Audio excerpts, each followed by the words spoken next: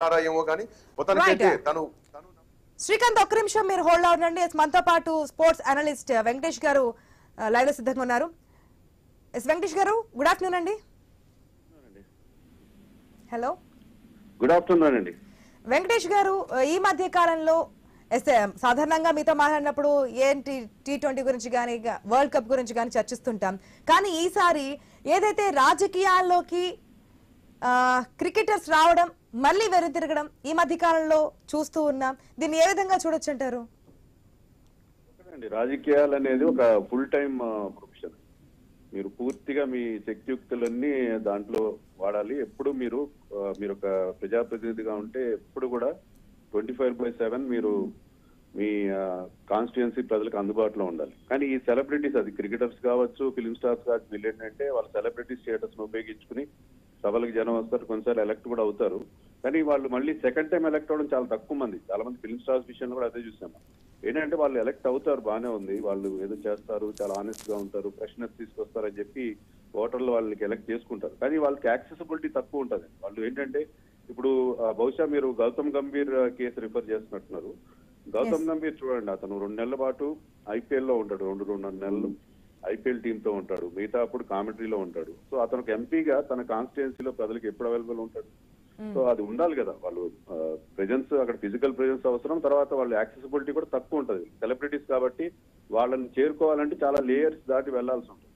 So ఇలాంటి ఇబ్బందులు ఉంటాయి కాబట్టి కానీ వెంకటేష్ గారు, ఏదైతే 2 చోట్ల అమౌంట్ తీసుకుంటున్నారు, ఏదైనా మనకి స్పోర్ట్స్ లో వెళ్ళేటప్పుడు కొన్ని గైడ్ లైన్స్ కానీ కొన్ని రూల్స్ కానీ ఏమైనా ఉంటాయండి? అంటే మన వరకే ఉండాలి, ఇది చేస్తూ రాజకీయాల్లోకి ఉండకూడదని కానీ, లేదంటే ఇక్కడ ఫీజు తీసుకుంటూ అక్కడ పారితోషికం, ఇట్లాంటి రూల్స్ ఏమైనా ఉంటాయా మనకి స్పోర్ట్స్ విషయానికి వస్తే? కాన్స్టిట్యూషన్ చాలా క్లియర్ గా చెప్తుంది. దాంట్లో ఏంటంటే మీరు ఒక ప్రజాప్రతినిధిగా ఉన్నప్పుడు, లేకపోతే మీరు మినిస్టర్ గా ఉన్నప్పుడు కానీ, శాసనసభ్యుడిగా, పార్లమెంట్ సభ్యుడిగా ఉన్నప్పుడు మీరు వేరే రకంగా మీ ఆదాయం వేరే వృత్తి వ్యాపకాలు చేపట్టడానికి లేదు. సో అది కూడా ఒక చేపట్టినా కూడా వాటికి ఏమైనా దాని నుంచి ఏమైనా మీకు ఆదాయం వచ్చే పరిస్థితి ఉండకూడదు. సో బహుశా ఆ కారణంగానే గౌతమ్ గంభీర్ నిర్ణయం తీసుకున్నాడేమో.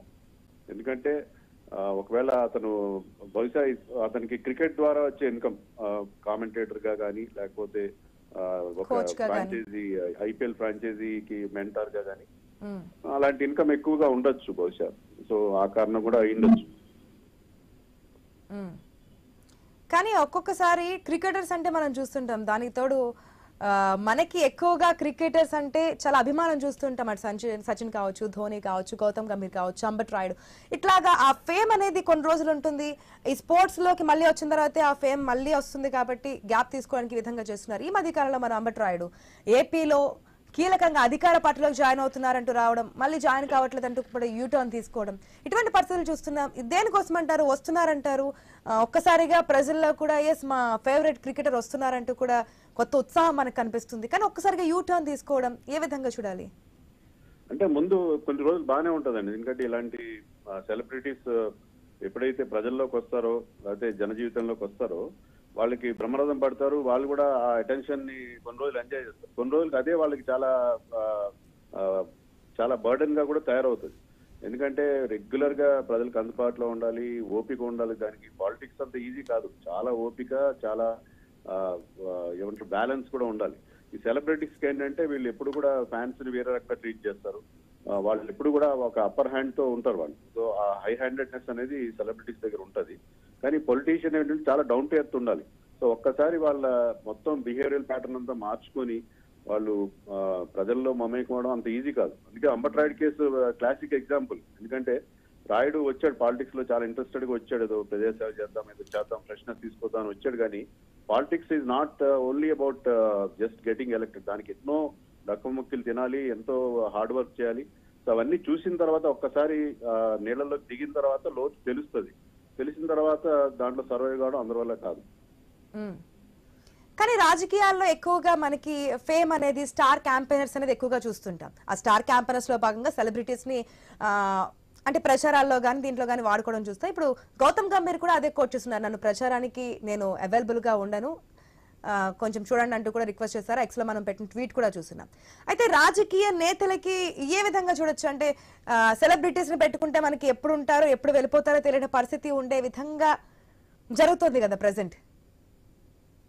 అదే కదా జరిగేది ఇప్పుడు. ఎందుకంటే గౌతమ్ గంభీర్ కేసు మీరు తీసుకోండి, అతని అవైలబిలిటీ ఎప్పుడు కూడా క్వశ్చన్ మార్క్ గానే ఉంటది. ఒకవేళ అతను ఢిల్లీ నుంచి రిప్రజెంట్ చేస్తున్నాడు పార్లమెంట్ లో, కానీ అతని అవైలబిలిటీ లేకపోవడం వల్ల అక్కడ గట్టి క్యాండిడేట్ పెడదామని ఏమన్నా బీజేపీ వాళ్ళు భావిస్తున్నారు.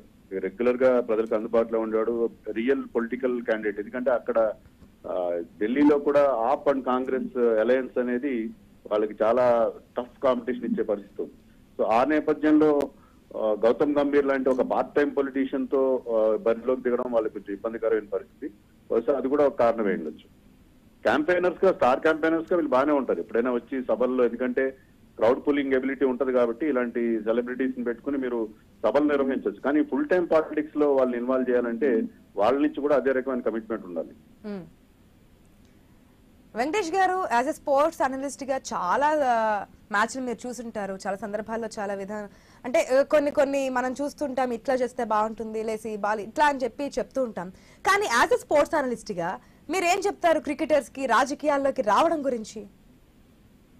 రాజకీయాలకు రావడం తప్పలేదండి, ఎందుకంటే వీళ్ళు వస్తారు, ఫ్రెష్నెస్ తీసుకొస్తారు, వాళ్ళ యూత్ఫుల్ ఎగ్జూబరెన్స్ ఉంటుంది, అంతా బాగానే ఉంటది. కానీ మీరు దాంట్లో పూర్తి సమయం కేటాయించాల్సి ఉంటుంది. పూర్తి సమయం కేటాయించడం పాలిటిక్స్ లో పూర్తిగా మునిగిపోదు. గతంలో చేతన్ చౌహాన్ లాంటి వాళ్ళు సక్సెస్ అయ్యారు. అలాగే బెంగాల్లో కూడా మనం చూస్తున్నాం, చాలా మంది లక్ష్మీరతన్ శుక్లా, మనోజ్ తివారీ లాంటి వాళ్ళు ఎలక్ట్ కావడం, తర్వాత మినిస్టర్స్ గా కూడా చేయడం కూడా చూసాము. సో కొంతమందికి అది అందరికీ ఒకటే రూల్ అప్లై కాదు, కానీ చాలా వరకు కష్టం. ఈవెన్ అజరుద్దీన్ కేసు కూడా తీసుకోండి. అజరుద్దీన్ యూపీ నుంచి ఒకసారి ఎలక్ట్ అయ్యాడు, కానీ మళ్ళీ తర్వాత అతను ఎంత ప్రయత్నించినా మళ్ళీ అతనికి అవకాశం దక్కలేదు. ఈవెన్ రీసెంట్ ఎలక్షన్ లో కూడా మనం చూసాం అతను ఓడిపోవడం, అసెంబ్లీకి పోటీ చేసి. సో వీళ్ళ మీద ఉన్న ఔరా అనేది ఒక కొన్ని రోజులు తొలగిపోతుంది. ప్రజల్లో కూడా భ్రమలు ఉంటాయి, వీళ్ళు ఏదైనా కొత్తదనం తీసుకొస్తారని చెప్పి. కానీ వాళ్ళు కూడా ఏంటంటే వాళ్ళ నుంచి కూడా ఎలాంటి డిఫరెన్స్ చూపించకపోతే మళ్ళీ కథ మొదటికి వస్తుంది. కానీ వెంకటేష్ గారు, మనం స్టార్టింగ్ లో మాడుకున్నాం సెలబ్రిటీస్ అని చెప్పి. సెలబ్రిటీస్ లో సినీ సెలబ్రిటీస్ ఉంటారు, ఈ విధంగా స్పోర్ట్స్ కూడా ఉంటారు కాబట్టి క్రికెటర్స్ కూడా. మనం సినీ ప్రముఖుల్లో దాదాపుగా చూస్తూ ఉన్నాం, రాజకీయాల్లో రాణిస్తున్నారు, సినిమాల్లో కూడా రాణిస్తున్నారు, మినిస్టర్స్ గా కూడా ఉంటున్నారు, ఎమ్మెల్యేస్ గా కూడా ఉంటున్నారు, ఇవన్నీ చూస్తూ ఉన్నాం. కానీ రెండు కూడా డిఫరెంట్ అనుకోవచ్చా? అటు సినిమాలో యాక్ట్ చేయడం, ఇటు క్రికెట్, రెండు కూడా డిఫరెంటా?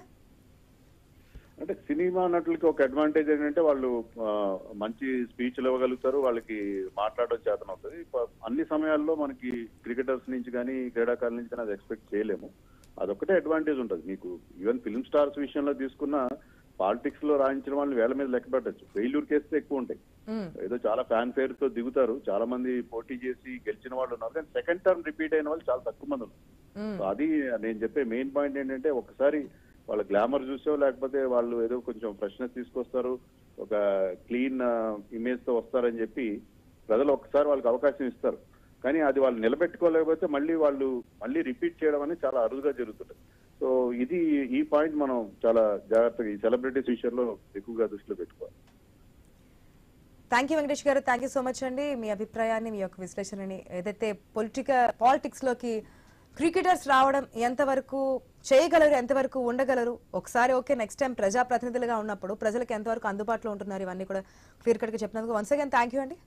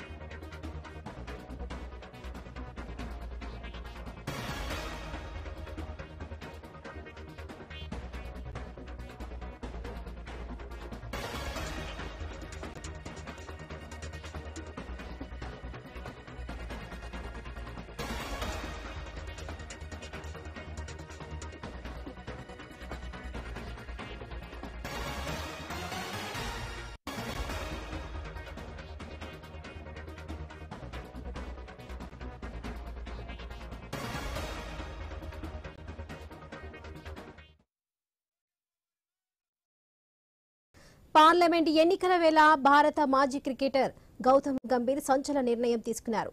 పాలిటిక్స్ ను తప్పుకున్నట్లు ప్రకటించారు.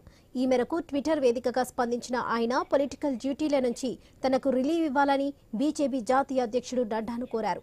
ఇప్పటికే క్రికెట్ లో కమిట్మెంట్ ఇచ్చిన టోర్నమెంట్లపై ఫోకస్ చేయనున్నట్లు ప్రకటించారు. ప్రజలకు సేవ చేసే అవకాశం కల్పించిన ప్రధాని మోడీకి, కేంద్ర హోంశాఖ మంత్రి అమిత్ షాకు గౌతమ్ గంభీర్ కృతజ్ఞతలు తెలిపారు. ఇక గౌతీ తూర్పు ఢిల్లీ పార్లమెంట్ స్థానం నుంచి బీజేపీ పార్టీ తరపున ఎంపీగా ప్రాతినిధ్యం వహిస్తున్నారు.